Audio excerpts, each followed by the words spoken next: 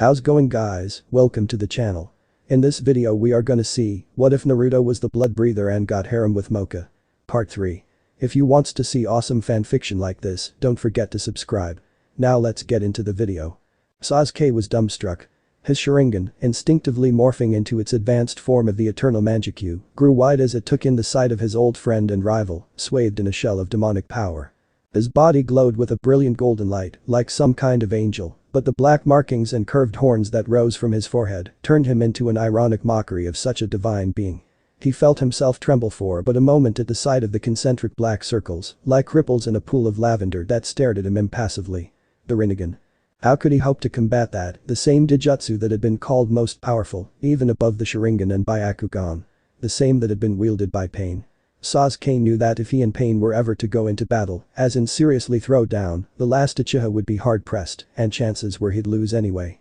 There was simply no winning against something that could control the very force of gravity itself. Did that mean that he was doomed to lose from the very start? No, it couldn't be. He wouldn't let it. He would not let himself fail, not when he'd come so far. "I'm going to end this and you right now," said a voice that came from Naruto's lips, but he simply could not bring himself to believe that it was that of his former teammate. It was cold and emotionless, twisted and distorted by the unholy power that wrapped around his very body. "It won't take long, in fact, it'll only take a second. I've had it with you ruining my life up until this point, right here." He jabbed a finger toward the ground, but his eyes never left the Uchiha, "so I'll just take the necessary steps to ensure that you never intrude on my peace, or anyone else's, ever again. Don't even try it. Who gives a damn if you have the Rinnegan? You're still inferior to me, you hear me? I'll kill you, and everyone here, and my revenge will be sweeter than anything you've ever imagined. I'll do anything to make that happen. You won't get the chance to stand in my way." Ah. Sasuke clutched at his temples, his fingers threading through raven black as he clawed at his skull, trying to relieve the incredible pressure he felt as a wave of pain coursed through every inch of his body. His chakra capillaries burned as they spewed a thick purple haze of the ethereal energy into the air like toxic fumes, shrouding the teen's form as he doubled over in agony. His eyes were wide, making the iconic mark of the Sharingan seem small against his bloodshot sclera, and his teeth were gritted against the pain, giving him the look of a savage animal. "I never wanted to hurt you, Sasuke," Naruto managed, as he raised a hand, his fingers allowed to curl lazily around his palm, as the positive and negative chakra began to coalesce into a solid black sphere of incredibly dense power. "You were my best friend. I trusted you, looked up to you, idolized you. I did everything I could to bring you back, even at the risk of my own life." Sasuke looked up at that moment to see Naruto gazing at him with a solemn expression, his features pained as tears spilled from his rippled eyes and rolled down his cheeks, evaporating into steam almost instantly from the heat of his corrosive chakra. "I never wanted to hurt you until now." The Bijuudama in his palm exploded outwards with the tensing of his fingers, an all-encompassing white light that blinded the Uchiha Sharingan eye with its torrent of pure unfiltered chakra before consuming him, the earth, the trees, and anything that dared to enter its path, and leaving behind nothing. Holy was all Sujetsu could manage as he stared over Mizor's shoulder at the bright white and crimson light that soared into the sky like the tail of a shooting star, only close up. He'd seen that kind of power only once before. When the four of them had challenged Killer Bee, the Jinchuriki of the Hachibi, on Akatsuki's orders. The kind of power the rapping ninja had displayed when he resorted to the unearthly power of his tailed beast had been simply unreal, but it was nothing to the kind of energy he now saw, striking at the air from the location Sasuke had run off to. Don't tell me he got caught in that. He was brought back to the present as the air temperature suddenly lowered, and he raised his sword hastily to deflect a slash at his throat from the Uchiha he'd found himself caught in battle with. "Your opponent is me. Remember that," she stated firmly, twirling gracefully to swipe at his right side, only to find his skin turn to water under her glittering crystal claws. His entire form was reduced to a puddle, reforming almost instantly into a solid state as he brought his sword downwards toward her head in an overhead swing. She caught the blade in the palm of her hand and moved it to the side, allowing it to dig harmlessly into the dirt while she kicked Sujetsu away from his weapon with the ball of her foot.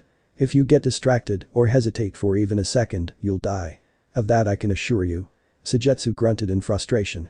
Without his sword, he was almost defenseless. There was no nearby source of water, so any Suiton ninjutsu would require him to liquefy and therefore lose a portion of his body, at least until the fight was over, and even if he did that, it was quite obvious that his foe had a control over ice like none he'd ever seen, even among Karigakur's Yuki clan.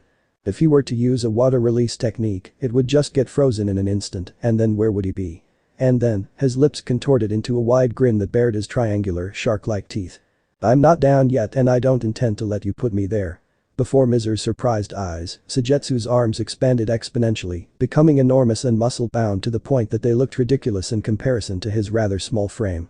And with a roar, Sujetsu leapt at her, swinging at her with a fist the size of a small car and speed to match. The enlarged knuckles plowed into her body before she could even think to move, pummeling her torso and throwing her clear across the battlefield and into a tree trunk, through which webbed thin cracks as it creaked under the strain. Mizur groaned and held her bruised ribs as she pulled herself from the aged bark, watching as Sujetsu walked casually over to his abandoned sword and retrieved it, wrenching it from the ground with a roar and pointing its curved end at her. "You see? You're not the only one who's got a few tricks up their sleeve." He heard a laugh and frowned. "What's so funny?" Mizur laughed again, staring deeply into Sujetsu's dark purple eyes. "What's funny is that you are still under the impression that the individual you've been fighting with this entire time is actually the real me." Sujetsu's eyes widened as he sighted the point where his punch had collided with the Yuki-ana's body and saw not the purple cloth of her shirt nor alabaster skin, but crumbling shards of ice detaching themselves from the rest of her, revealing her to be nothing more than a hollow shell of ice in the shape of the girl herself. The Kirin turned instinctively and swung his sword around to clash with the incoming stab at his back from what he hoped was the real Mizur. He couldn't cope with fighting more than one of this irritating girl, and unfortunately he wasn't like Sasuke, who had techniques for every situation. His only real asset was his sword, and with this girl's uncanny ability to rob him of even that, this battle was already all but lost.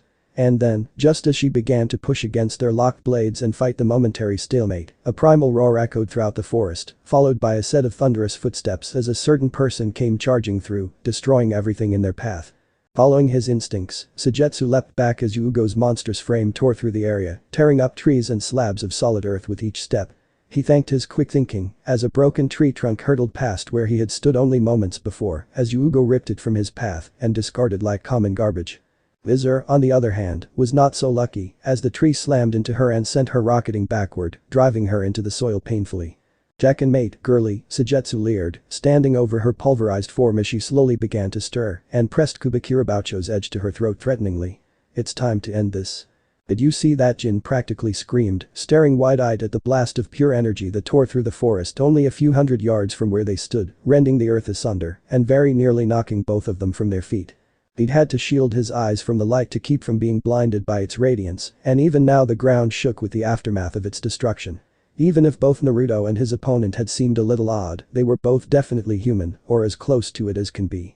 But that technique was simply inhuman. Kinda makes me wonder if the brat's still alive after that.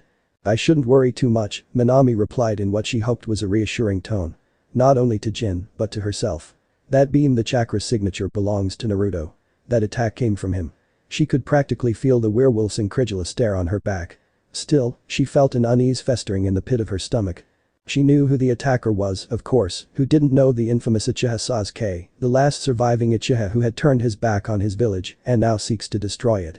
The guy was practically a legendary figure after all he'd done. He'd killed Orochimaru for Kami's sake. She knew how strong the raven-haired Avenger was, but she also knew how strong Naruto was. There was little doubt in her mind that a brilliant, just and above all powerful Uzumaki Dono would prove victorious. But the fact that the Uchiha had pushed him far enough to use an attack of that magnitude scared her. His Bijuadama hadn't been that powerful even when he used it against her five-tailed form. She shook herself free of her thoughts and increased her speed ever so slightly, forcing Jin to quicken his own pace to compensate. "You're kidding," Jin muttered under his breath, but he knew she wasn't.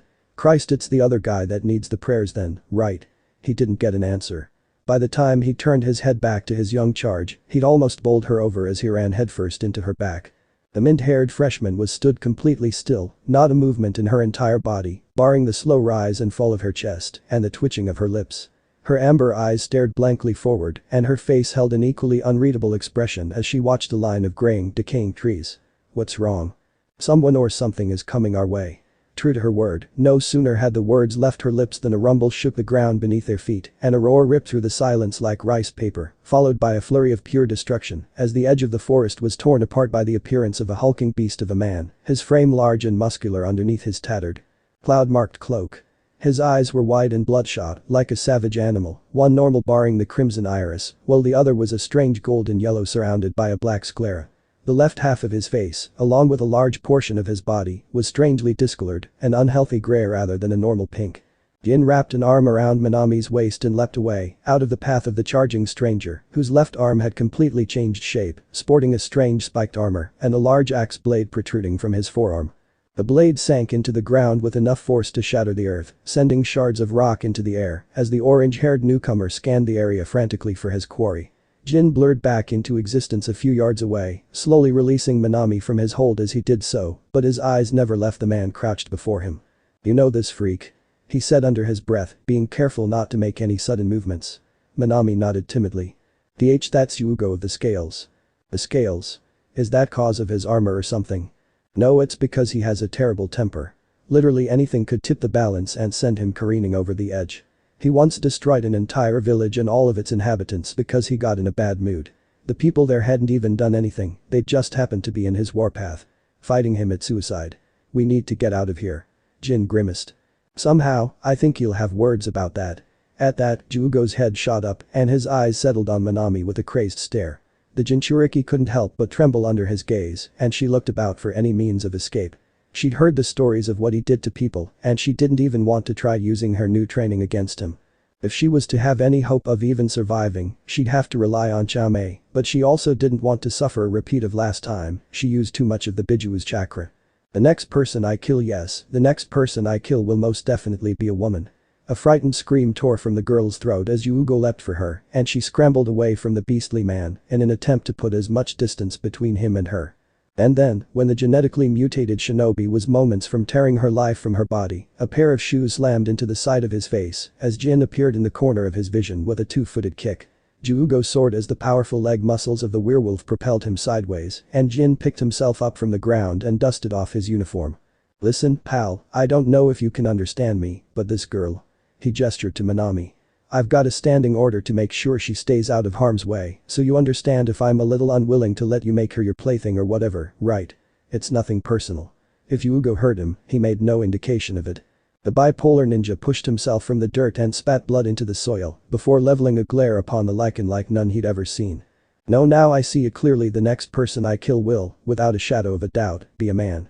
Sai's flight was nothing like the one he'd enjoyed only moments before. Earlier, it had been peaceful and enjoyable, a quiet soar through the cloudy blue sky to use up his free time. Now, he was flying for his life. His fingers clutched at fistfuls of his ink eagle's painted feathers as it hurried over the trees, eager to remove itself from the current situation. If it had been anyone else he was up against, he'd have no issue with dispatching them quickly and efficiently with liberal use of his root Anbu training. But her, he honestly didn't know if he could bring himself to hurt her or possibly kill her. She was his friend, wasn't she? One of his first, alongside Naruto. He didn't want to throw that away. But of course, if she'd already thrown her lot in with the likes of Sasuke and his Taka, then there was little he could do otherwise. Sometimes, Sai really despised his job. He cast an eye behind him to check if his foes were still tailing him, and of course, they were. Twin flashes of soft pink and blood red, surrounded by cloaks of black marked with red clouds and hidden under a canopy of decomposing vegetation. He could see, even from this distance, the spiteful glare that Sakura had trained upon him as she made a serious effort to keep up with him, even with his advantage in speed. Karen, on the other hand, appeared to have been dragged along for the ride and was struggling to keep in step with her pink-haired teammate. She didn't particularly like the newest member of Taka, partially because of her long-standing infatuation with Sasuke, longer even than her own, and partially because up until only a few months ago she was their sworn enemy, and then all of a sudden the distant relative of the Uzumaki clan was simply expected to trust and rely on her, as if she'd been in with them from the beginning. Still, she knew that Sakura was far stronger than she was, there was simply no comparison. If the two were to ever engage in a fistfight, then there would be no question of the outcome. Sai turned his gaze to the front once more and he almost leapt backwards off of his bird at the sight of the spiraling design on the orange mask of the individual who appeared before him, floating along only a foot away from the eagle's beak without any visible means of levitation, as if some unseen force was keeping him airborne as he drifted lazily through the sky. "You look like you're in a hurry, boyo," Toby remarked in a cheery, upbeat tone. "What's eatin' atcha?" Sai's eyes widened and he pulled on his eagle's feathers, forcing it to swerve to the side to avoid the man in the Akatsuki cloak, who simply followed after him and hovered alongside the bird, even as it maneuvered through the sky. This was the man who'd indirectly informed the group of Sasuke's defeat of Itachi and had single-handedly prevented their group from locating either. What on earth was he doing here of all places? Was he influencing Sasuke and his team? "Come on, don't run. I know where you live." "Ninpu." Chowju Giga, Sai muttered, dragging his brush across the scroll as he drew out more crows, each carrying a streamer of explosive tags. The bird speared toward Toby, but only sank through his body as if he weren't there at all, continuing onwards into open sky before exploding violently as their explosive tags activated. That won't work, you know, Toby admonished, wagging a finger at him. You're gonna have to try harder than that if you want to kill me, boyo. Sai. Both males looked down at the voice. Sai realized that he'd continued flying while attempting to deal with the masked Toby and was currently floating over the school building. He could see the destruction wrought by Naruto's Bijuadama, extending eastwards in a conical manner, trees and earth, and all manner of other things just turned to ash in the face of such power. To his left, Minami and Jin fought against Tenbin no Juugo, a trail of broken things leading to the battleground, passing through the area where Mizer faced off against Sujetsu. And now, below him, Moka, Kurumu and Yukari called up to him while he was being chased by 3 more of Team Taka. This was so not a fun situation. He dived toward the ground and leapt off of his bird, dispelling it with a flick of his wrist, and skidded to a halt in front of the 3 females, worry apparent on their faces.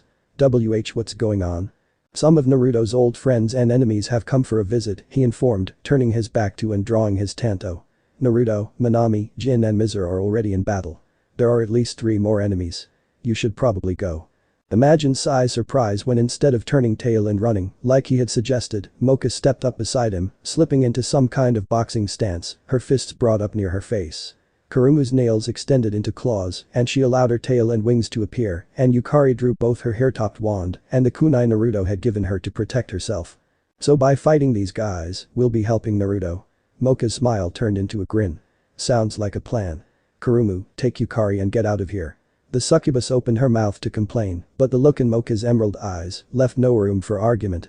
The brunette grabbed the little witch by her waist and lifted her off the ground, ignoring the girl's yells and struggles as she rose into the air. And of course, just as she left, Sakura and Karen dropped into the cleared area around the school building, with Toby lazily drifting down to join them soon afterwards. Moka's eyes met with Sakura's and she felt something stir within her. Her blood felt like it was boiling, but she didn't really have any idea why she should feel such animosity toward this girl. Her face looked familiar, though. Sai, who is that? Sai hesitated. That's Haruno Sakura. An old friend of mine and Naruto's. She was his childhood crush and everything. Now she's with a group that are trying to capture him and take his power away. He wanted to sugarcoat it, but it wouldn't come. He just couldn't let himself justify the actions of the Rosette Haruno.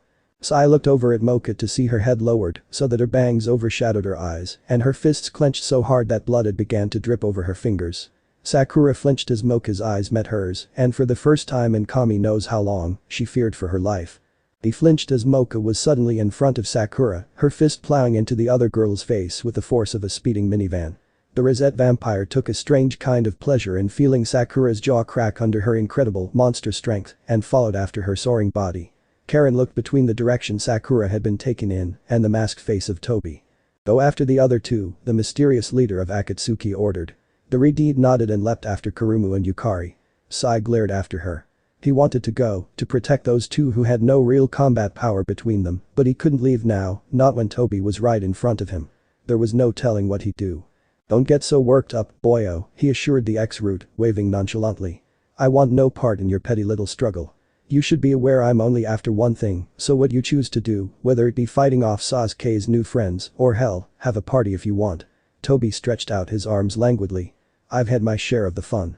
Time to get some work done, I suppose. Jana. And with that, he was gone. There was no marker, like in a shunshin, nor the rush of wind that would accompany a simple movement. It was as if he had simply ceased to exist. Sai breathed a sigh of relief and within an instant he was after Karen, his tanto gripped firmly between his fingers. Time to end this. Mizer shivered, something she wasn't used to being a monster of ice and snow. She gulped involuntarily as the cold, hard steel of the Zanbatsu brushed ever so gently against the delicate skin of her throat and her gaze flickered between the sword itself and its wielder, his mocking sneer causing something in her to boil and burn. She wanted ever so much to wipe that smug look from his face forever, to tear his flesh apart with her bare hands, to completely obliterate this man who certainly wasn't her Naruto-kun and yet had dared to touch her, whether it be in lust or malice or whatever. This doesn't feel right, he groaned, but his sword never shifted, not for a moment. I'm still not satisfied, damn it. This isn't enough to do me over even for today. I'm sorry to hear that. He looked back to Mizer, his jaw dropping as he saw the Kubikirabouchu freezing just from being in contact with her skin. Ice crept up the length of the blade and he was forced to let go lest he lose his hand along with it. Sujetsu snarled, twice this infuriating girl had forced his sword out of his hands. Then, to his shock and cold fury, Mizer stood, clutching his sword, and with its increased fragility due to the lower temperature, snapped the blade in two between her claws. She tossed the broken sword aside, smirking as Sujetsu followed it with his eyes, before he fixed a glare upon her. You fish. He leapt at her, his arms expanding once again, but this time she was ready. With the grace of a dancer, she slipped underneath his swing and was upright, mere inches away, within nanoseconds, thrusting her claws forward at his midsection, and striking true. The long shards of crystalline ice pierced the soft flesh of his stomach and intruded into the warmth of his body. Mizer smiled darkly at the shocked expression that the Kirinin's face was frozen into as blood seeped from the wound, at least until ice began to form, creeping across his skin identically to his sword. And within mere moments, his entire body had been encased in ice. Mizer slipped out of his encircling arms and stepped away, twirling on the balls of her feet as she danced around Sujetsu's trapped form, mocking him silently. It was just so satisfying to put down a person who spent half of their time boasting. And yet, she hugged herself as a shiver passed through her body. She needed to see Naruto. It was a satisfying battle, sure, but not nearly satisfying enough. She would get some intimacy out of the blonde if it killed her. The crash echoed as Sakura's body slammed painfully into the earth, grinding her way through the dirt as she slowly came to a stop. The pink-haired Chunin sat up laboriously, wiping a thin rivulet of crimson from her lip with the back of a leather-bound hand, her cold emerald eyes scanning the trees for any sign of her attacker. The roll to the side as the blur of bubblegum pink and forest green hurtled at her caused her to wince as the movement pulled at her existing injuries, but she didn't let herself hesitate. She couldn't, or this girl who looked so much like her would grind her into sauce with her bare hands. The masked man, she still had yet to find it in herself to come anywhere near to trusting, had been forthcoming enough to provide them with a basic knowledge of just what they might have to face. For the short time they'd been face to face, the Rosette had noticed the pale skin, the long fang-like canines, and the animalistic slit pupils, as rage had spilled forth from her enemy in a near-palpable wave. She was an S-class monster, what they called a vampire, a creature of insane physical strength, enough for even one of their weakest to shatter a mountain if they utilized their full range of ability. You used to be Naruto's friend, then. Sakura felt a pang as the words left Moka's lips, each syllable dripping with venom. It makes me wonder just what kind of friends he must have had if so many have turned their backs on him. She wanted to yell, to scream out that she was nothing like Sasuke, but she could never say something like that about the uchiha. She still loved him, adored him even. And also she knew that she was just like Sasuke. She had turned her back on her best friend, someone who had loved her for years and years, and she would admit to herself that she had begun to develop feelings for herself. Seeing him put his life, his very existence on the line for anyone, so long as he considered them precious to him was truly astounding, but ultimately as soon as Sasuke had re-entered the picture she was on it like white on rice. I have my reasons, Sakura defended, thought even she didn't believe it. Still, she rose to her feet and brought her fists up to defend herself.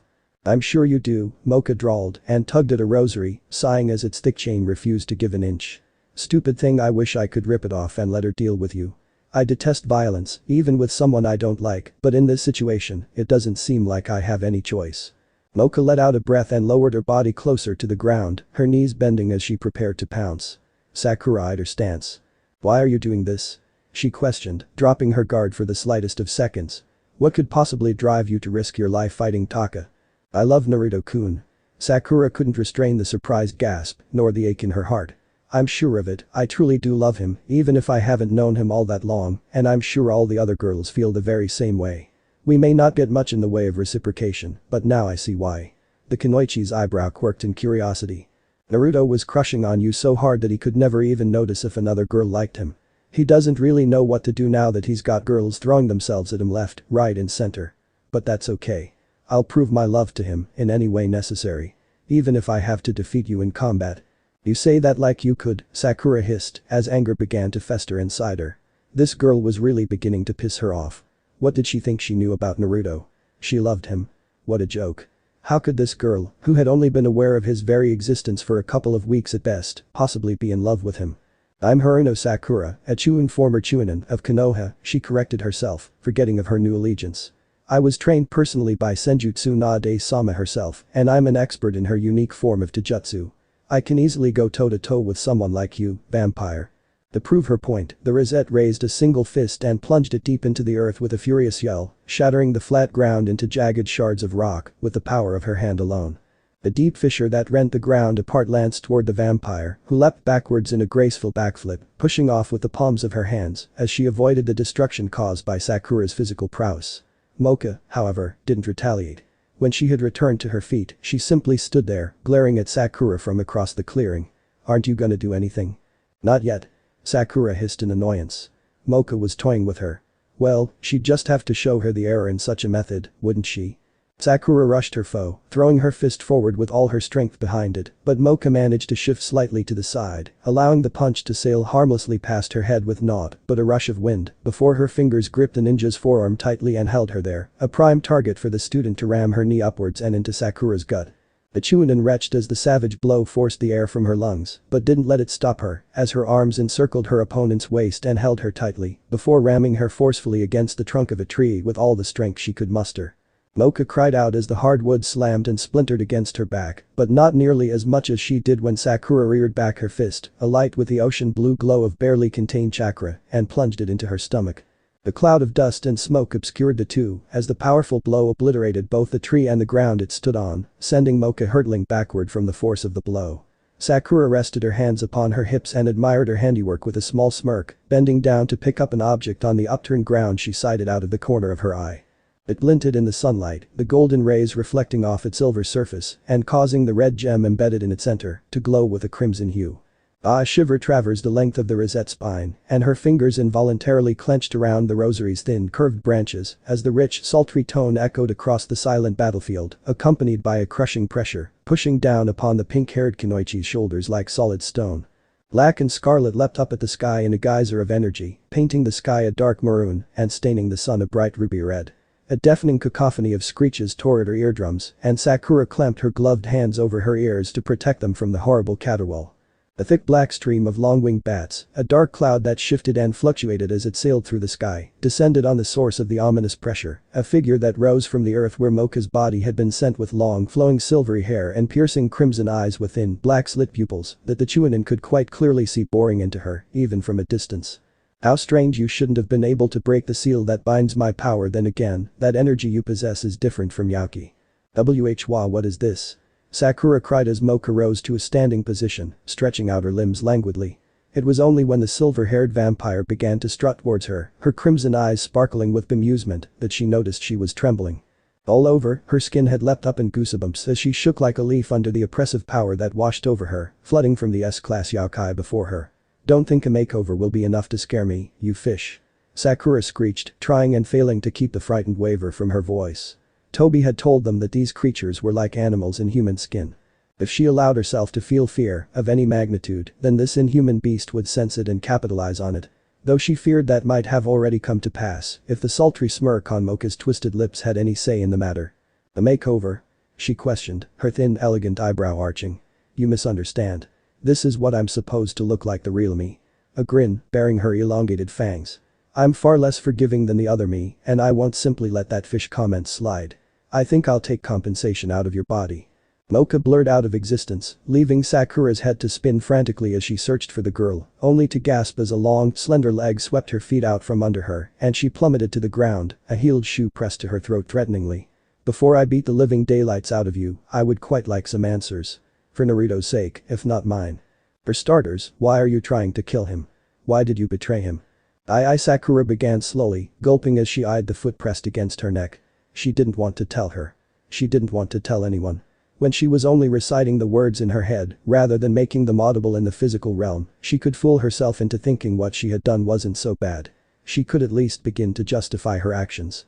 There was no guarantee or assurance of such if she were to tell someone else. And yet, it was that or get kicked halfway to hell and back. Tears began to well in her emerald eyes. I didn't want to do it, not like you think I did, anyway. I thought that if I could get Sasuke-kun to trust me, I could convince him to return to the village with me, so Naruto wouldn't have to get hurt trying to bring him back anymore.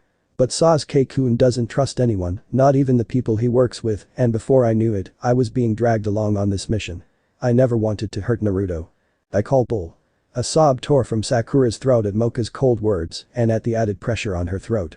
Sure, it might have been like that in the beginning, but if you really didn't want to do it, then you would have run away at the first chance. You wouldn't have continued fighting for this long. You still love the Sasuke, who sounds like a complete jerk by the way, and hold him higher than you ever have Naruto, who's loved you for years. But I suppose it's not my place to judge, it's Naruto's decision what to do with you, ultimately. But until then the Shinso vampire raised her foot for a moment, but Sakura didn't even think of moving. Know your place. And then everything went black. The quintet of curved obsidian claws rent the earth as Jin, having long since transformed into his true form as a werewolf just to keep out of the way of Yugo's more lethal blows, slowed his movement through the air from the bipolar shinobi's chakra-propelled punch. Amber eyes within animalistic slits eyed the hulking beast, no longer even resembling the man that had assaulted his charge, who watched from a distance at his request. He couldn't very well let the girl be harmed while under his care. Yugo circled him predatorily, his throat rumbling with a low growl as he eyed the lycanthrope like a piece of fresh meat, padding around on clawed bear-like hands that easily dwarfed his normal human ones. His muscles had bulged outwards and took on a darker hue, like the skin of a reptile, and thick plates of dark bony armor formed on his forehead and cheeks, framing his monstrous visage. Thick ocean blue chakra spewed from the countless wide exhaust-like tubes sprouting from his back, shrouding him in a foggy azure haze, as golden eyes, gleaming from within black sclera, gazed at him hungrily. You wanted to eye in but a moment, he was upon the sophomore, bringing up a fist that was quickly surrounded by a plethora of long deadly-looking spikes from his forearm, lancing down towards their prey with an explosion of chakra. In a flurry of high-speed movement, Jin was gone, and Yugo's punch descended harmlessly into the dirt, causing the ground to explode with the force of the blow. Jin reappeared behind him, launching a kick with his powerful leg muscles at the back of the shinobi's head, only to have it caught in the palm of the beast's hand. A yelp escaped his snout as Yugo tugged on his ankle and threw him forwards, planting his face forcefully into the soil, before slamming his head repeatedly against the solid earth. Blood tricked from the edge of his mouth and from his nostrils as the relentless assault quickly began to take its toll, and he could feel himself slowly slipping away into unconsciousness. His vision was beginning to turn black as his eyes rolled back into his head, and the aches in his muscles were fading as he drifted away. And then, just as he was on the edge of leaving the waking world, he spied the point where Minami had been watching from. She wasn't there anymore. Suiton. Suryudan. The serpentine construct of water drove its tapered snout into Jugo's side and threw him away from the werewolf with the force of its charge, but it was quickly dispelled when Jugo's arm morphed into a wide-bladed axe and cleaved the dragon in two. He eyed the girl, her body alight with azure chakra, but unlike normal human chakra. It felt strange, otherworldly, and familiar. It was the chakra of her Bijuu, the Nanabi no Kabutamushi.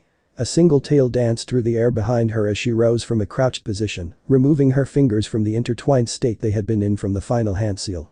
He watched the tail for a moment and grinned. This opponent was a much more interesting prospect. What was left of his sane mind knew that she was a Jinchuriki, so he couldn't kill her without suffering the wrath of both Sasuke and Tobi. Still, that didn't mean he couldn't get a bit of fun out of her before he had to stop. Minami seemed to sense his eagerness to attack, and her hands blurred as she rushed through another set of hand seals, a second tail forming beside the first, as more of the demon's chakra rushed through her system. I won't even bother going easy at the start. I'll finish this as quickly as possible. The Kunoichi cried, her voice twisted by the inhuman energy. Suiton. Senshakuku. Your ninjutsu isn't gonna cut it, little girl. Die. No sooner had the roar tore from his throat than water rose up behind the girl in an enormous torrential tsunami, without any source of water large enough to facilitate it. A rumble echoed as the wave consumed the earth between Minami and her target, innumerable sharks forming from the curl, snapping and snarling as they rode the breaking wave, before descending upon Juugo with an unrivaled crash. Jets of cold water leapt into the sky as the full force of the powerful jutsu tore at a single spot. And then, with an explosion of clear liquid, the jutsu was dispelled with a roar as Yugo poured his chakra out of the exhausts on his back, cancelling out the Suiton ninjutsu violently. I told you already. That isn't going to work on me. Now stand still and die. You die. Juugo hesitated at the cold tone, to see the chakra that had formed a cloak around Minami's body intensify and create a solid glowing silhouette of pure power over her frame. Her eyes glowed white, and three azure tails swayed behind her as she fell to all fours. He grinned, it wasn't the girl in control anymore, not with that much chakra running through her. She was being taken over by her Bijuu, whether the beast itself had a part in it or not. That meant that she would be fighting far more savagely than before, now that her human side was being suppressed, and she cared less for her own safety than his death. Eeg. The hiss of air escaping her throat sent a shiver up his spine, and his smile only widened as he too crouched down, his chakra cannons glowing as he compressed every drop of chakra he had left within them. This is gonna hurt like a fish in the morning, but boy will it be fun. Bring it on, you monster. With that, chakra exploded outwards, thrusting his entire body forwards like a rocket. His form was reduced to little more than a dark blur from the incredible speed, but Minami's Biju-enhanced senses could easily pick out the extended clawed hands held at the ready to tear her apart when they got a hold of her. And so, in response, her jaws began to glow a bright white, creaking slightly from the strain of holding back the energy she was building up in her throat until she could handle it no more and let it all out in a wide beam that slammed into Jugo's body with the force of a dying star. Minami collapsed to the ground, panting heavily as Xiaomei's chakra receded back into the seal on her navel. Her dark skin was coated with a thin sheen of sweat and her arms felt like they were going to drop off, she was so tired. The Nanabi's corrosive chakra did a number on her every time she used it, but rarely did she allow it to reach a point where the energy covered her entire body like that. Not since the time Naruto fought to stop her. With the last of her strength, she pushed herself up, only to roll over onto her back with a great huff. Looking up, she could see Jin's immobile human form, cradled with a crater of broken stone, and the remains of Yugo's his skin burned and shredded almost beyond recognition, but still alive, if barely. He certainly wouldn't be getting back up anytime soon. The Jinchuriki allowed her eyes to drift shut, a soft smile gracing her cheeks. She had just fought the legendary Jugo of the scales, and not only was she still alive, but she had won. If this didn't make Naruto proud, then she didn't know what would. And with that, she fell asleep. Naruto breathed, clutching at his chest as he recovered from firing the Bijudama. His palm burned from the heat of the deadly chakra, much like the recoil damage he once suffered from his Rasen Shuriken, and every muscle on the right side of his body ached with exhaustion. The golden light that wrapped around him receded like the tide, flowing back across his skin and into the seal upon his stomach, and rippled lavender gave way to sapphire blue, dull with fatigue. He dropped to his knees and gripped his burned arm, his chest heaving with labored breaths as he eyed the carnage he had caused with but a single jutsu. A wide, circular trench had been dug into the side of the planet itself, extending off toward the distant cliffs that bordered the school, its sides smooth and turned to glass. A crackling filled the air as dead trees burned with blazing orange flames, and Naruto's heart stopped for a moment. That sound was not the sound of fire, not totally anyway. It was certainly a flame, but it was by no means natural. Add that to the oppressive energy that forced itself down onto his back as he doubled over in pain, and for the first time in God only knows how long, Naruto felt afraid. With a horribly barking cackle of a laugh, Sasuke stepped from the destruction, his silhouette distorted by the cursed chakra of his Susanoo towering above him, leering down at the blonde with a grin full of triangular, shark-like teeth. Blood trickled down from his forehead between his eyes, and his arms hung loosely at his sides, helpless to stem the flow of blood from the deep, jagged tear that extended across his chest from shoulder to hip. No way, Naruto breathed, his vision swimming as he gaped in disbelief at his former friend. I told you, didn't I? Sasuke practically screamed, his eternal manjutsu spinning wildly in his eyes as he grinned madly at the downed blonde. You don't compare to me, dope. I've only showed you a fraction of my true power, and even if it takes using everything in my arsenal, I will eradicate you once and for all. Susanoo's Totsuka no Tsurugi rose into the sky, its edge blurred with violent violet flames, and with a roar, it brought down the legendary sword upon Naruto's prone form. His sapphire eyes clenched shut as he braced himself for the impact, waiting for the sword to cleave through his flesh and end his existence one and for all. You're quite the melodramatic one, aren't you, Naruto-kun?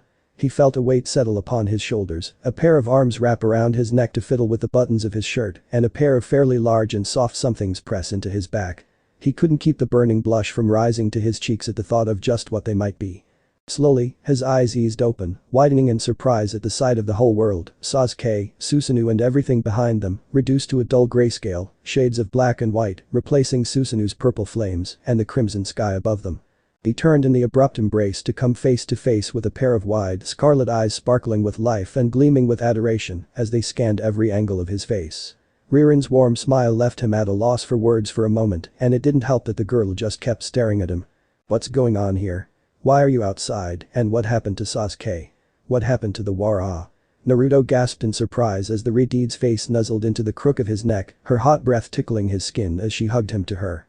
A soft sigh escaped her lips as her grip tightened around him, blissfully ignorant of the pained hiss that Naruto gave as she pressed on his wounds. Hey, are you okay? I'm fine, she replied, her voice muffled, thought light and airy as though she were dreaming. I'm fine, you're fine, it's all fine. For a few moments, the world was silent as Naruto knelt there, unsure of quite what to do when faced with this. I had to stop this before you got seriously injured, or worse, killed. I don't know what I'd do if that were to happen. Naruto stared incredulously at the female in his arms. This was the former Kyuubi no Yako, right? The same individual who had annihilated countless shinobi and civilians, along with a good majority of his home. Now, pressing herself so closely to him you'd think she was trying to merge with him and saying she couldn't live without him. It sounded like some strange romance subplot to the blonde. I won't let that bastard ruin your life any more than he already has. If you insist on fighting further. She pulled away a little, staring deeply into his eyes with a hard, serious look. If you won't stop, I'll take matters into my own hands to keep you safe.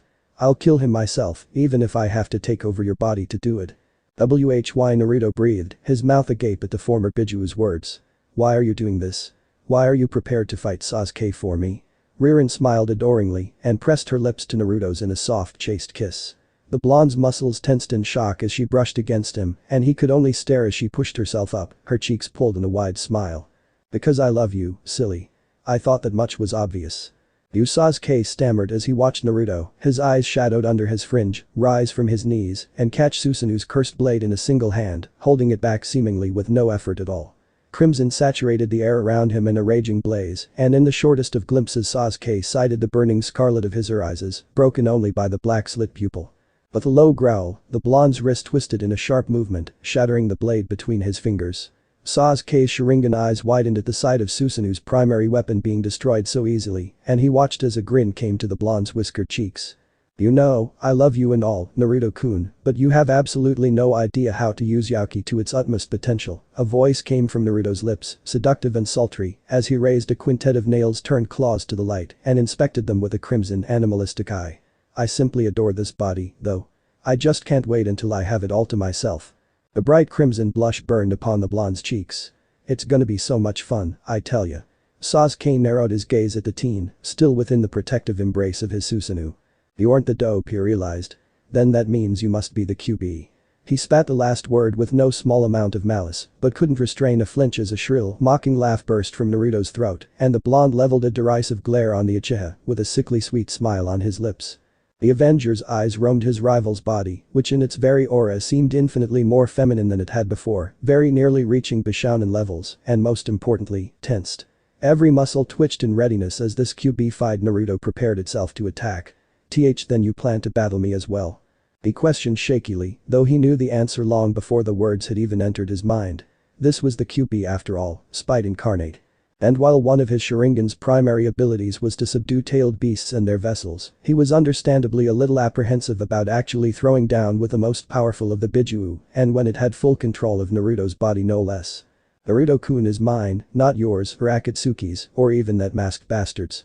Until each and every one of you gets that through your thick skulls, I'll beat you down time and time again. The blonde's body blurred out of existence with speeds far greater than even his famed Dijutsu could follow, though the triple Tomo spun frantically in an attempt to track his movements, until his fist plowed into the Uchiha's nose, with strength far surpassing that he could have managed relying on his human abilities. A sickening crunch pervaded the air as the bones of his face creaked and cracked under the pressure, and stars exploded behind his eyes from the concussion. His body soared backwards, limbs flapping helplessly at his sides, and slammed into the earth with frightening velocity.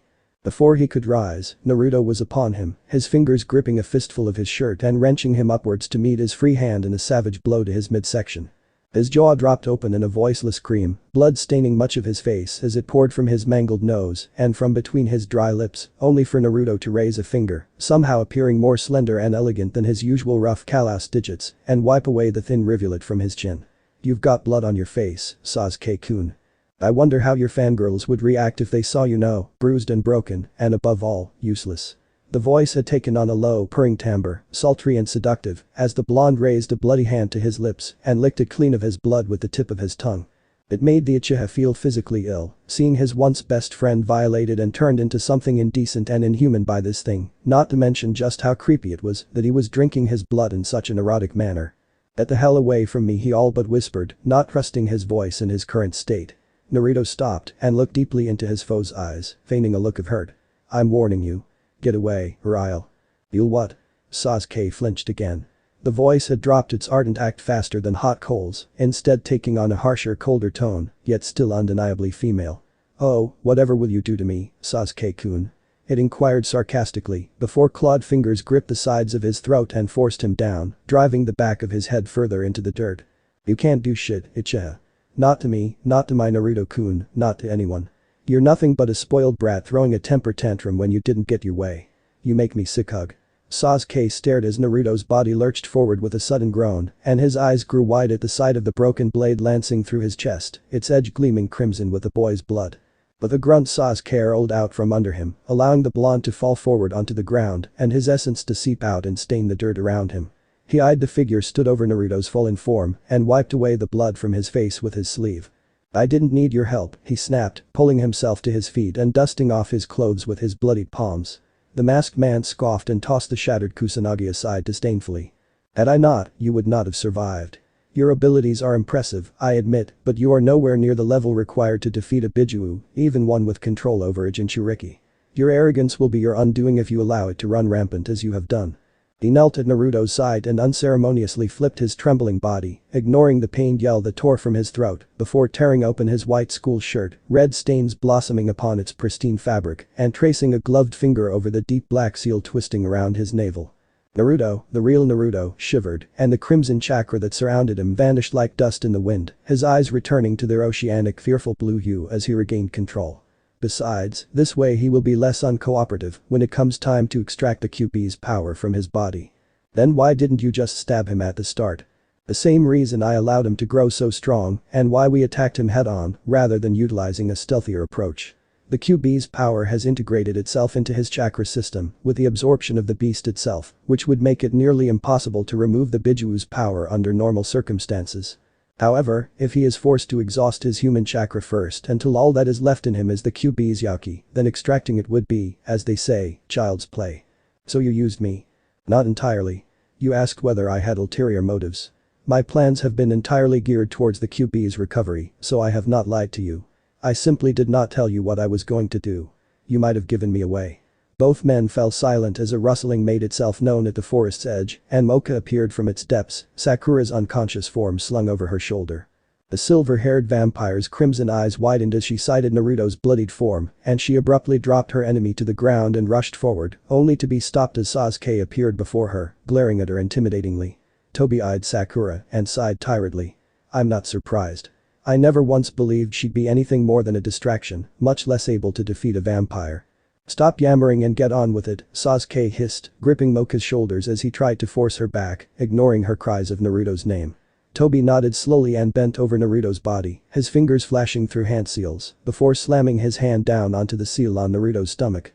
The terrible agonized howl ripped from his lips and his back arched, his limbs flailing wildly as wave after wave of pure pain washed over him. Toby, on the other hand, paid the blonde state no mind, focusing rather on the crimson light that was beginning to form at his fingertips. It grew ever more bright and blinding until finally it exploded outwards and Naruto's screams fell silent and his body still.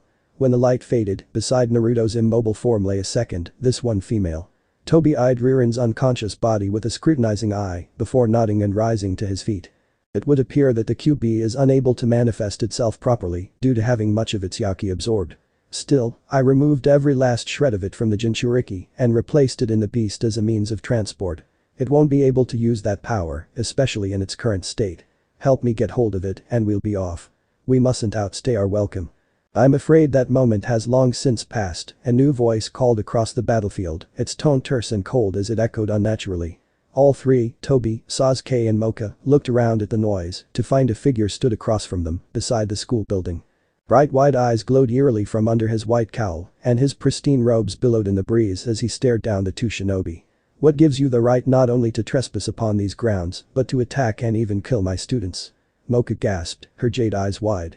The headmaster no sooner had she spoken those words than a sextet of individuals, all sporting their own manner of stern scowls, as they surrounded the group in a circular formation.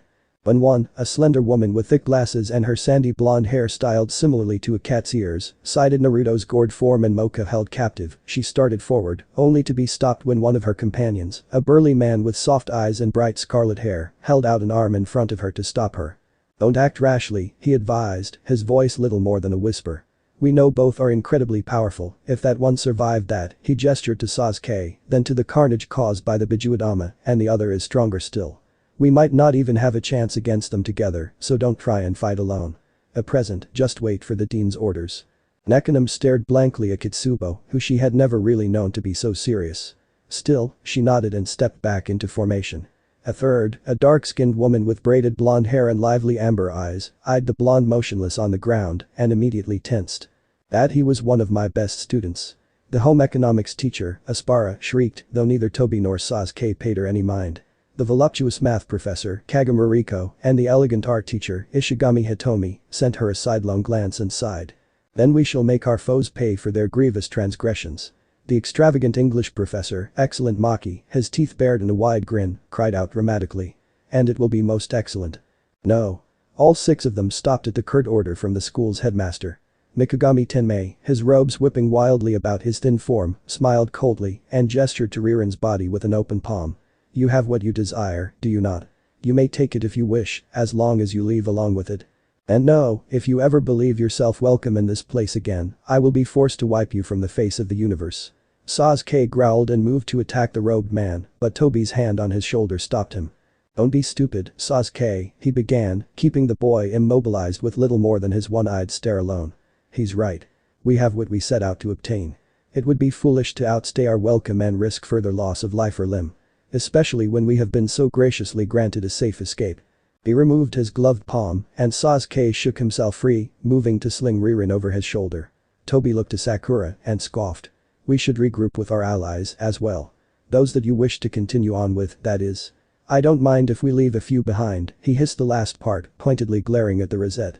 Sasuke nodded and picked up Sakura as well, and with little more than a wisp of smoke the 2 were gone. All present breathed a sigh of relief, save for Nekonim, Moka, and the dean himself. All 3 rushed to Naruto's side with worried looks, though the 2 females hung back a bit while Mikagami ran his hands over the boy's wounds. These injuries are severe, to say the least, he spoke sagely, tearing off the blonde-stained shirt and pressing it to his stab wound. Akashiya, keep pressure on this. The vampire nodded timidly, even though she stood in her true state as an S-class vampire, and stepped forward to hold the cloth with a trembling hand. She shivered as Naruto's blood flowed over her fingers, her eyes clenching shut. She felt furious at herself for being so unwilling to help the one she'd claimed to love, even when he lay in such a state. There's little I can do to save him, the headmaster muttered just loud enough for her to hear, and she shot open her eyes in a horrified stare. Don't misunderstand. That doesn't mean it's useless, at least not by youkai standards. My knowledge of the black arts is limited, shall we say, so alone I couldn't possibly help him recover from something like this. But I know someone who can. He glanced over his shoulder at the teachers, who watched from a few yards away.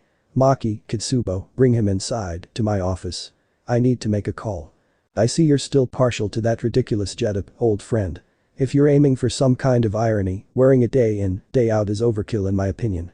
I did not contact you for fashion advice, Taohu, Mikagami replied tersely, his eyes narrowed dangerously. The short elderly figure captured within the mirror's gilded frame frowned and nodded his head, his eyes hidden behind large round glasses and long, straight silver hair. He took a long draft from his thin pipe, blowing out pale gray smoke in winding trails from the corners of his mouth. No, I don't suppose you would. For a split second the robed headmaster could see the dark, sharp eyes of the Yasha through his thick glasses. It's been far too long. What could have possessed you to speak with me so suddenly after so many years? I have need of your expertise. Ah, a business call then. What exactly is your quandary? I need every shred of information you can give me before I can even hope to help you. Mikagami answered his question with silence. He stepped to the side and allowed his old comrade to see the body laid out on his clear desk. Taohu's long, silver eyebrows rose in surprise, his eyes scanning the wounds across his body. Such extensive injuries, countless bruises, no doubt a few broken bones, a couple of particularly nasty burns, and to top it all off, outright impalement. Is the boy dead? You know I refuse to even attempt to return the dead. He's alive, if only barely. He's certainly resilient. Thankfully, what little of his yauki was not ripped out of him only minutes ago has kept him alive. I'm thankful that there was so much that the attacker believed he had gotten it all. A cloud of smoke obscured the Yasha's diminutive form for a moment as he exhaled deeply, taking another draft from his pipe. The healing. I'm not exactly well versed in medical jujutsu, you know that. But this I would have no idea where to even begin. That's why I didn't call for you to him. I require the use of your body modification technique. The boy is a special case, as his youkai abilities have been lost with the removal of his power. I want you to help me in turning him back. Once that happens, he should be able to recover quickly on his own. I'm not so sure that's a good idea, Tenmei. The technique has a very low success rate, and if it fails, we have insurance. He gestured to the figure standing over the blonde's immobile form, Moka, still in her true form. Have you had the pleasure of meeting Akashiya Moka? Tauhu gasped, an action that caused him to inhale a sudden flurry of hot ash. He coughed heavily, small, wrinkled hands pressed against his chest to assuage the pain the burning leftovers caused him. He eyed the girl incredulously, gaze flickering between Mikagami's stony expression and the girl's worried look as she fretted over the bleeding shinobi. You're kidding me, that's Akasha's girl. She looks more like Issa than her mother. She's found a loophole in the rosary's application. This is her true appearance, that of a vampire. If Tauhu was surprised, he didn't show it any more than he already had. We can use her blood to transform the boy into a ghoul. We just need your abilities to ensure that it doesn't kill the boy in the process. I'm not sure it works like that. Two processes with low success rates don't usually come together to make one with a higher rate. After all, two wrongs don't make a right. I'll try my very best, but I can't make any guarantees. With those words said, Mikagami stepped away from the mirror and allowed its glossy surface to ripple like water as Tauhu's body began to pass through it as if it were not there. He leapt to the floor with surprising grace and moved immediately to Naruto's side, unintentionally knocking aside Moka in the process. The vampire growled at him and moved to attack, only to be stopped by a stern look from the headmaster. I wouldn't advise that, Akashiya-san. This is Fuhai Tauhu, a Yasha who happens to be the foremost expert on Jujutsu and one of the 3 Dark Lords, alongside myself. He's working to save your friend, so assist him in any way you can. Moka was hesitant for a moment but eventually backed off.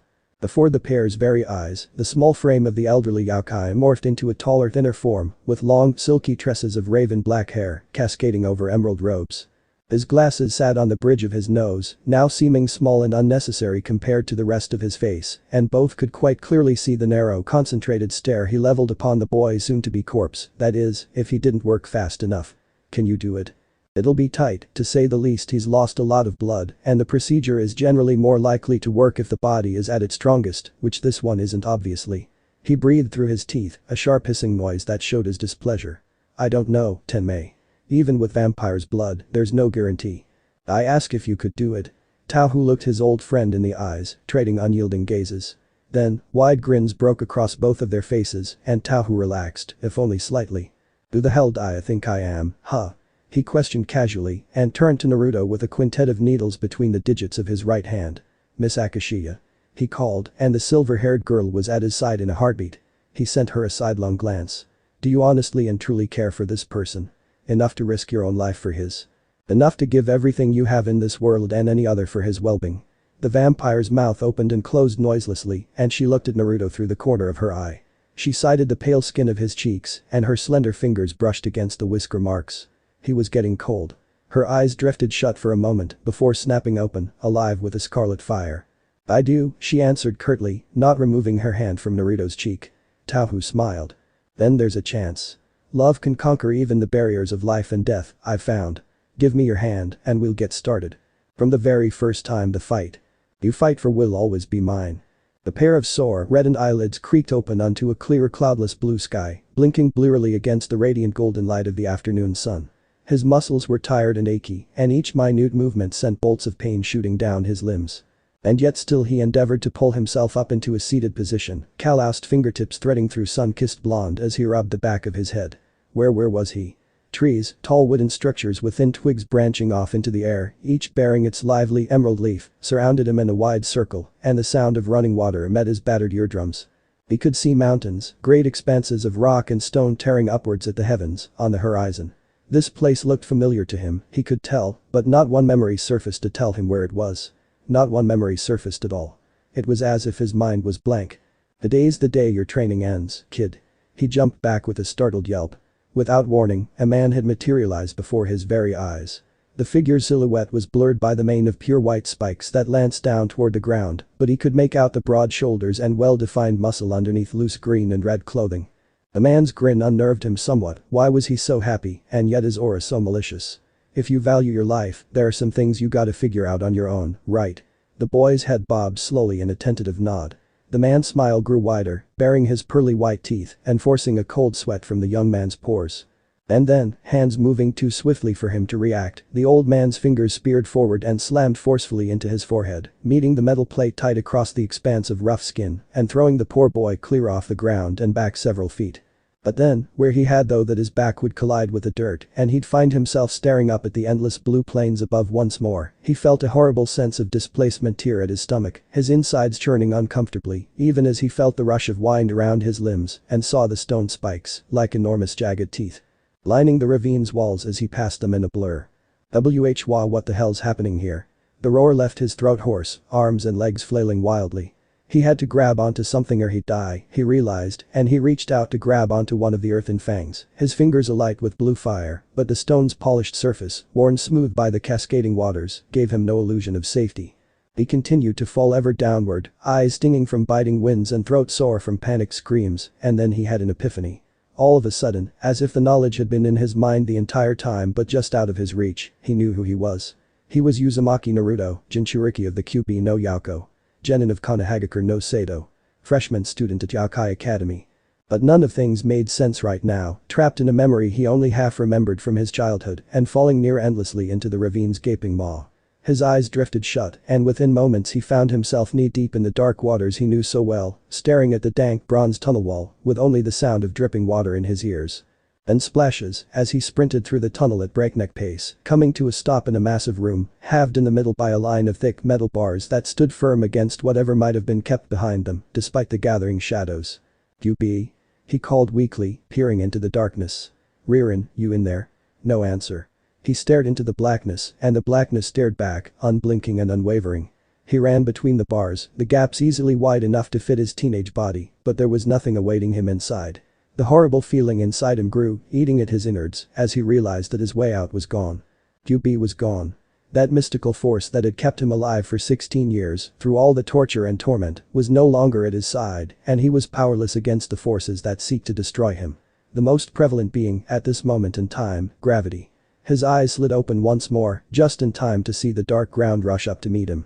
This was not his room. Nor, he realized, was it his doom. Unfortunately, he knew exactly what it was. And it was with disdain that the words came to the forefront of his mind. A hospital bed. It was quite obvious to him. The sheets and blankets were rough and irritating on his skin and were soaked in the unpleasant stench of cleaning solution. The room was ice cold and filled with a suffocating aura of sickness and eventual death. When he opened his eyes, all he saw was an unbroken field of white surrounding him. It was in the curtains, the walls, and even the floor. The clincher, though, was the nurse opening the door, walking in, and giving an ear-splitting scream when she saw Uzumaki Naruto rising from his bedsheets, despite having been dead to the world not 10 minutes earlier. "Geez," Naruto moaned, pushing the uncomfortable blanket from his bare chest and sitting up, running a hand through his hair. A scream like that could wake the dead. A soft, amused hum rumbled in his throat as he realized that it basically had. A flat, open palm reached up to his chest and felt the skin it found there, searching for the wound he'd received what felt like only hours ago. A vicious, jagged tear through the flesh of his torso where he, while under Ririn's influence, was run through by the one man that had been the indirect source for near enough all the misfortune and sorrow he'd been dealt. It wasn't there. That half surprised him. He would have passed it off as an effect of his accelerated healing factor, were it not for the fact that Ririn was no longer with him. It was a fact that caused his heart to both ache with melancholy and burn with rage. That meant that either he'd retained some measure of her power, or that the doctors here were really, really good. "Nah, Naruto-kun," the soft, almost timid voice tore him back to the real world. A grin spread across his cheeks as he sighted the figure at the door, shyly peeking their head round the door.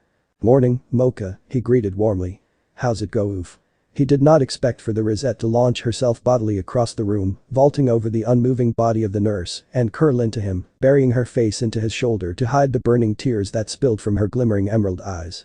Her slender frame convulsed with sobs, and Naruto was powerless to do anything other than slowly encircle her body in his arms. He rested his chin atop her head, the bubblegum pink hope tickled his nose and waited silently as her racking cries sent strange vibrations through him.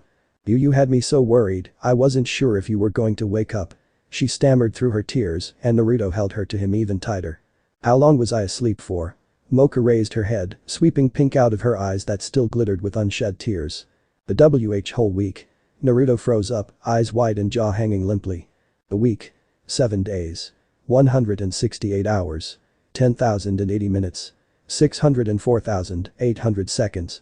That was a lot of time to get away, even for a normal human.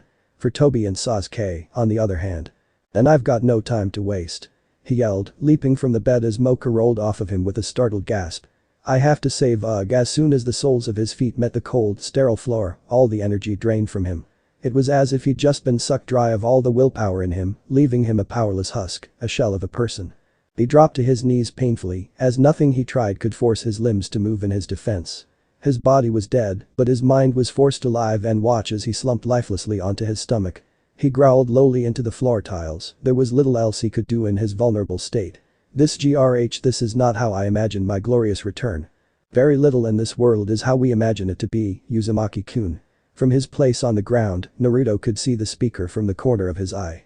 His vision was blurred almost beyond any hope of identifying the newcomer, but even then he could make out the miniature old man with ears like you would not believe, watching from behind circular black glasses, as he breathed a puff of gray smoke from his pipe without a care for the no smoking sign behind him. You would be surprised how many people rise from the dead triumphantly, only to fall flat on their behinds 10 seconds later. He eyed the blonde's prone form and took a draft from his pipe. Though, in your case it's more like your belly. You're hilarious, Asen, Naruto hissed, trying fruitlessly to push himself up from the floor. I don't know who you are, nor do I particularly care right now. But you've got 15 seconds to tell me what I need to do to get myself up off this damned floor, and after Sasuke before I shove that pipe so far up your ass, you'll be spittin' ashes for a month.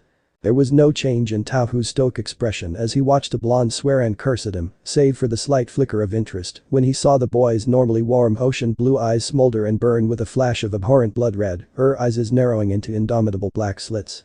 A sigh passed his dry, wrinkled lips, and he leapt down from atop the bookshelf across from Naruto's bed, where he had appeared to the floor and padded across it on tiny feet, coming to a stop beside Naruto's head. The small man raised his walking stick in a single hand and brought it down forcefully onto the blonde's temple, earning a pained yell from the motionless teen. The hell was that for? A little freak, tell me how to get up so I can pummel your old ass into dust. You should really learn to respect your elders, Uzumaki-kun, Tauhu warned, sitting a few feet from Naruto's head with his legs crossed. Now that I have your undivided attention, I will speak. I will not repeat a word of this, so restrain any interruptions or outbursts until after I have finished if you could. He breathed a puff of smoke and focused his bespectacled gaze wholly on Naruto. First, allow me to inform you that if your intentions are to pursue the one who attacked you and retrieve what he has taken, then you will be laying there on that floor for a very, very long time. What do you mean by that? Naruto growled. Tauhu raised his walking stick again threateningly and Naruto fell silent. Gracious as I am, I will allow that as an exception since I may have provoked you. What I mean to say is that I have not invested so much of my time, energy and power into rebuilding you to the best of my abilities, just to let you run off to find the ones who put you in that state in the first place. Such a waste I will not allow to happen. He waited for a reaction from Naruto, but when none came, his eyebrow arched and he continued.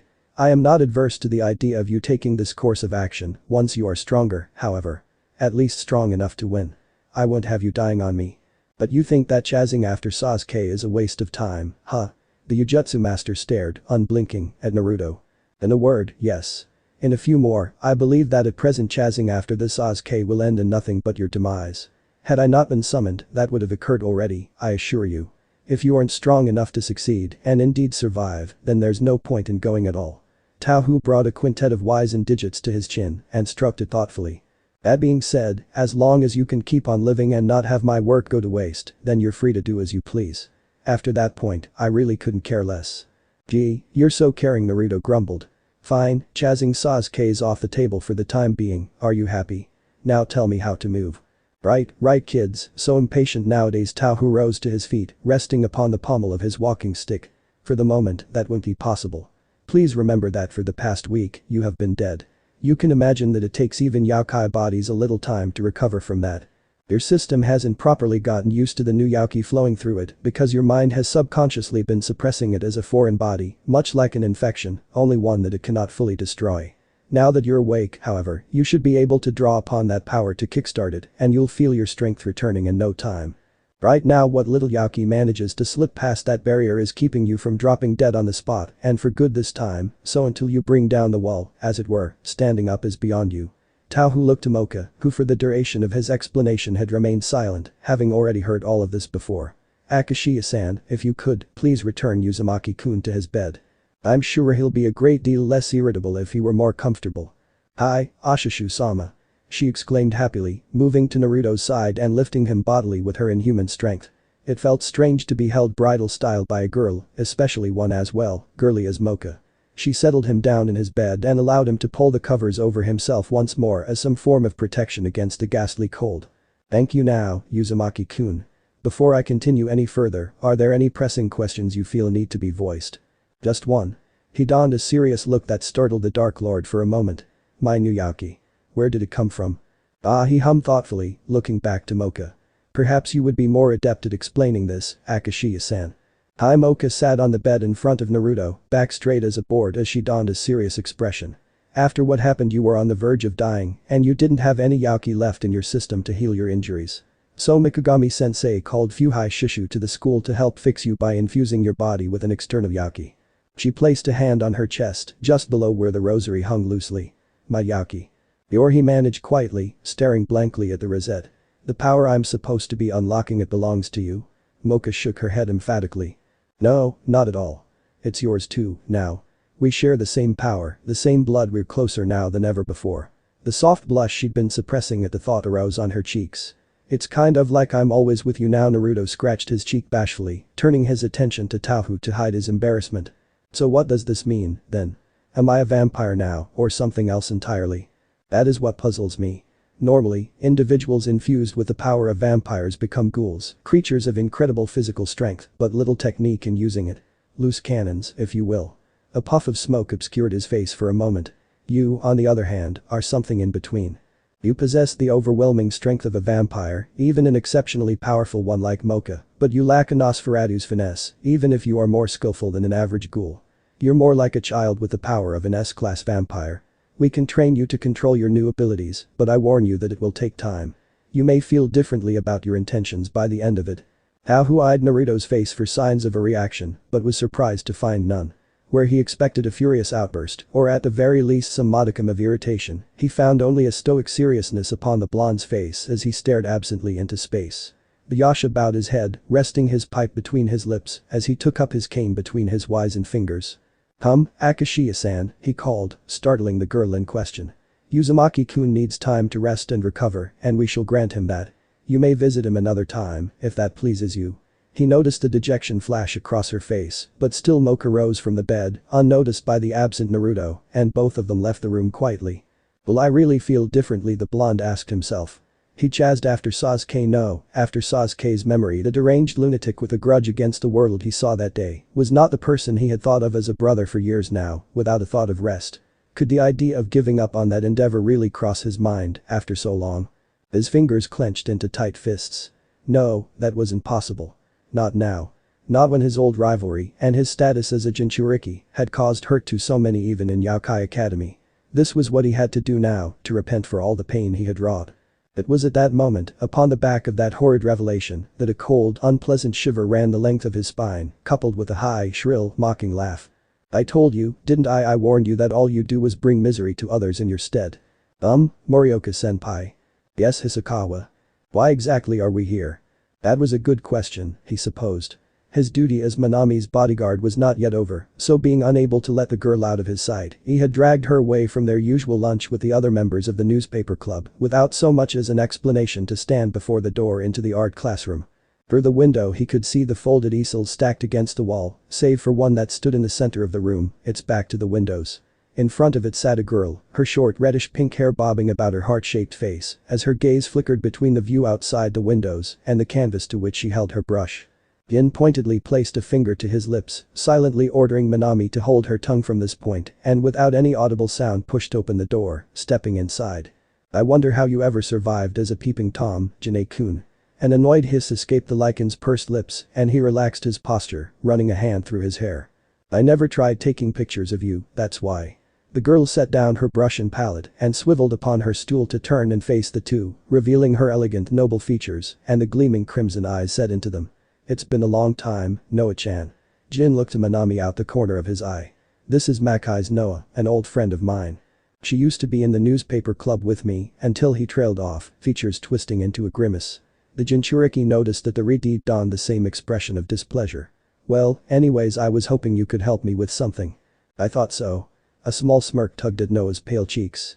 Otherwise, you wouldn't be here, would you? She raised a hand to eye level and made a show of inspecting her fingernails. Well, out with it then. What could possibly drive the magnificent Morioka Janae, candid photographer extraordinaire, to my door? Jin scratched at his cheek with a degree of embarrassment.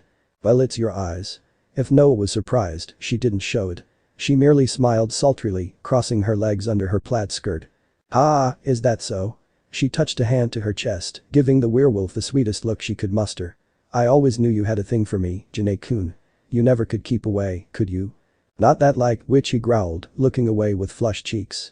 I thought I saw someone a little while ago with eyes like yours. Noah's mouth opened in a silent O, her scarlet eyes widening in surprise. Before the two club members' eyes, the elegant Makai's Noah let her human disguise slip for the shortest of moments, but that was all the time they needed to see her true form as a Kruznik, vampire of vampires. Her short red bob lengthened immensely, forming into a long, unbroken curtain of pure white silver, her pale skin darkened to black with bright red-pink markings, curling and spiking across her perfect flesh, her pearly white teeth grew into long, monstrous fangs, and leathery black wings burst from her back, stretching out until they nearly filled the room. But it was the change in her eyes that startled Minami the most. They retained their bloody crimson hue, and if anything that color covered more of her eye until it nearly eclipsed the black pupil, but then something different occurred, something the Kunoichi did not expect. Around the small pupil, 3 black comma marks spiraled into being in the pool of red, spinning ever so slowly. Ugh. The pained grunt burst from Naruto's lips, accompanied by a spray of spittle, as a bare foot collided with his midsection with crushing force. He doubled over, barely rolling to the side to evade the same foot dropping toward the exposed nape of his neck in a devastating axe kick. Naruto spun on the ball of his own foot, driving his heel into his attacker's side, but the burly man barely flinched at the attack and grabbed at the blonde's ankle, pushing it away and throwing Naruto off balance. The teen tumbled awkwardly to the floor, ducking slightly to the side out of the path of the incoming fist that burrowed its way into the stone floor beneath him, mere inches from his head. Naruto rolled up onto his back and kicked upwards and outwards, forcing the sole of his foot up into the assailant's face and throwing him clean off his feet, only for the muscled man to twist in midair and land in a crouch. Naruto barely had time to gasp before the man was upon him once more, charging toward him in a mad rush and hefting him up as he forced the blonde into the wall behind them, holding him fast against the cold rock. He retched as the air was forced from his lungs and his limbs went slack in defeat. The man relented, rising up to his full height and stretching out his own limbs, while Naruto fell to the ground gasping for oxygen. You're not improving, kid, the man growled out, eyeing the helpless blonde with disdain. Come on, just a week ago you were even keeping me on my toes in gym. But this is just sad. Pardon me, if I am not exactly at my best after being stabbed, Naruto hissed, raising his gaze to meet with the taller man's soft gaze. I expected you to go a little easier on me, Kitsubo-sensei, the red-haired gym teacher scoffed and offered a large hand to the teen, who grabbed hold of it and allowed himself to be pulled to his feet. Working like this is harder than I thought. You'd better get used to it, kid. If you're intent on going after those two, you've got no hope of surviving like this. Naruto noticed Kitsubo's muscles tense as the scarlet-haired man slipped into a loose, flexible combat stance. Start tapping into that new power you've got, otherwise you're gonna die. 'Cause I'm aiming to kill with this one. His eyes shot open with surprise. Kill. Kitsubo-sensei was trying to kill him. What kind of training was this? At first he thought it was some kind of cruel joke, but Kitsubo raised his fist, the limb rearing back as it gained power from momentum. Naruto looked frantically side to side. There wasn't any hope of escape, not with his sensei's large frame blocking all possible routes, so all he could do was sit and wait for the blow to land, hoping that it would be merciful. He threw his arms up defensively and clenched his eyes shut, waiting for the pain. Bihaha. That's the way you do it, kid. Naruto flinched at the sudden and exuberant outburst. Why was he so happy? Hadn't he declared that he was going to kill him? Come to think of it, why wasn't he in pain, if not dead? His eyes slowly creaked open to find Kitsubo's fist clenched firmly between the fingers of his right hand. He winced as a sharp pain shot through his arm and he dropped the teacher like hot coals, allowing his arm to fall to his side uselessly as the burning sensation that had eaten away at his flesh slowly began to fade. That didn't stop the muscles from aching like he'd just tried to lift a fully grown oak. He looked up to his sensei, who had a mad grin upon his face. I thought that might have worked like it did. A quartered cat becomes a lion or something like that, right? You just needed a little primal fear to get you started. You definitely succeeded in scaring the hell out of me, Sensei Naruto muttered, rubbing his aching bicep. What does that matter, huh?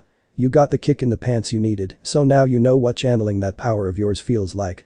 After that, it should be easy just recreating that feeling and pushing the yaki through your veins. He hopped back a few yards, giving the blonde some space. Come on now, let's give it another shot. Come at me with everything you have. The grin spread across Naruto's cheeks as he tore forward, shaking out his arm as the aches disappeared and throwing it forward in a momentous right hook. Kitsubo blinked in surprise and bent backwards at the waist, letting the fist sail past his face harmlessly before lashing out violently with a kick to the blonde's face, using his hand to balance. To his shock, however, Naruto's hand wrapped round his ankle and pulled sharply, eliciting a yelp from the kraken as he was torn from the ground and hefted into the air bodily. He smirked and spun around, throwing out a calf to deflect the punch aimed at him, and threw his own directly into Naruto's midsection, just as his feet touched the floor. The teen gave an oof as the blow winded him slightly, but roared bestially as he grabbed Kitsubo by his shoulders and lifted him, before slamming him into the earth painfully. The gym teacher gave a pained growl as his back was forced through solid rock and glared up at his student, who grinned. "Looks like I win this time, sensei." Kitsubo mirrored his look of triumph and gave a short, swift jab to the crook of the blonde's elbow. An agonizing howl tore from his throat and he collapsed to the side, rolling away from his teacher as he clutched at the joint. Kitsubo ignored the murderous look sent his way, inspecting the boy's full form. "Your eyes are your greatest weapon, especially if your opponent isn't great at hiding his injuries. The way you let go of my fist earlier showed how your right arm in pain, even after a little vampire yaki passing through it. In a drawn-out brawl, you're bound to be in some serious pain." He prodded the arm, earning a roar and a string of unpleasant curses. Vampires don't have the same limiters on muscle use as humans, cause their bodies have different makeups, so using vampire yaki to bolster your strength'll cause your muscles to overexert themselves and get torn apart. I guess it's not something you can use willy-nilly, at least not now. You couldn't have mentioned that a little sooner, you sick son of a fish. Kitsubo ignored him and pulled a pocket watch from his tracksuit, flipping open the curved bronze casing and eyeing the ticking mechanism within. "That should do for today," he answered finally, sighing tiredly and snapping shut the watch. "You aren't in any fit state to be continuing your training now, and in all actuality, it isn't healthy for us to be progressing at such a rapid pace through your tutelage when you only woke up yesterday. You're free to go for the next few days, but try not to do anything too strenuous, alright? You've got summer vacation approaching soon anyway, haven't you?" "Sure, I guess," Naruto moaned, rising into a seated position while clutching his arm. "But what is there to do during the holidays anyway?" "Well, what do you do in your spare time?" Kitsubo blinked wordlessly when Naruto laughed in his face. "Ah, that was hilarious, sensei," he exclaimed cheerfully, still convulsing with small giggles, before his entire demeanor schooled into utter seriousness so quickly it birthed a tiny shadow of doubt in Kitsubo's mind about the integrity of the boy's sanity. "I don't have free time. I go to classes, I get dragged off by one of the now 5 lovely ladies vying for my affections to do whatever they have in mind, which in some cases isn't exactly safe for work, and then somehow get roped into fighting a giant monster straight out of a bad hentai that has a raging hard-on for whichever damsel I happen to be courting at the time and seems to think that because they look like Amoeban's breakfast they're obviously God's gift to youkai women. I barely have enough time for homework, let alone hobbies." "Naruto," the pair of males turned at the new voice. "I've been looking all over for you." Naruto smiled sheepishly at Mizer's ever so slightly stern look, not that the uneducated onlooker would spot a difference from her usually dreamy carefree mannerism. "Sorry, Mizer-chan, but I gotta train and get stronger if I'm gonna get rearing back." "But he's just finished for the day, so you're free to do with him what you wish," Kitsubo interjected, grinning conspiratorially. Now, Uzumaki-kun, it wouldn't do to keep the young lady waiting, would it?" Naruto contemplated for a moment, mostly for the fun of seeing Kitsubo's face contort almost angrily as he tried to convey his message with expression rather than words. "This girl is too hot to be kept waiting, so get your goddamn ass in gear." Alright, ugh, Naruto groaned, pulling himself to his feet. He thought about stretching his limbs out, but one twitch from his currently useless right arm told him that it probably wasn't a good idea, that is, not unless he wanted to invent a whole new variety of pain for himself. "Just give 'm a minute, I'll be right with." He trailed off as a cool, numbing sensation spread through his aching arm, flowing from the point where Mizer's fingers touched the bare flesh. He hadn't even seen her move. Perhaps functioning without his normal yaki would take some getting used to after all. "Thanks, Mizer." The girl simply smiled serenely and removed her icy touch, brilliantly suppressing the soft blush that arose from his unabashed use of her first name once more, before wrapping herself around his left, slightly less damaged arm. "I've missed you, Naruto." He blushed embarrassedly as she pressed her cold lips to his cheeks in a chaste kiss and nuzzled her face into his shoulder. "Well, I'm back now," he replied quietly, just loud enough for Mizer to hear him and smile into his collar. "Thanks for the training session, Kitsubo-sensei. I'll see you in a few days." Kitsubo smiled weakly. "Yeah, come back when you feel better and we'll continue. It was nice seeing you, Shirayuki-san." So Naruto started awkwardly, struggling to move his muscles to keep a steady walking pace. How have you been, Miser? You're dumb. He blinked in surprise and stared openly at the Uchiha who still hid her pale face in his collar. He expressed his confusion in the most eloquent way possible.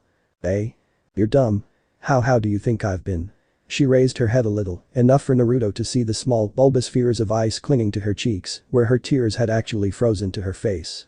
It was far more emotion than he had ever seen on the usually collected snow girl's elegant features, even during her violent outburst the day they'd met. I thought I'd lost you forever. I thought you were dead. That bastard of a headmaster only told me you got stabbed. I didn't even know you were alive until this morning. Her polished nails dug into the flesh of his arm and back as she tightened her grip on him. He thought it better not to complain about the pain. I waited until now to do this because… well, because no one has ever seen a Uchiha cry before, and I don't want to be singled out as the one of my clan that can't keep control of herself. Why didn't the headmaster tell me you were alive? My guess is so that I wouldn't bother you while you were recovering. That's all I am, a bother. To him, to Kurumu, to Moka, and to you. Her sobs became muffled screams as the already potent concoction of sorrow and relief was tainted with burning anger, at the headmaster, at herself, and at Naruto. After you vanished. They all stopped talking to me, as if I had the plague. Kurumu and Yukari ignored me, Jin and Minami were too busy, and Sai and Moka haven't even been seen for days. If these are the friends you told me about, then I don't want them MMPH. The muffled yelp of surprise sounded oddly sweet to Naruto's ears as he lifted her chin and silenced her grief-ridden tirade the simplest way he knew how. With his lips on hers. Oh, Miser tried to remain angry, but her almost obsessive infatuation with the blonde rendered her powerless. The anger melted away with far greater ease than her ice ever would, the life fled from her limbs and left them weak and unsteady, and it was all she could manage to hold herself up with arms around his neck.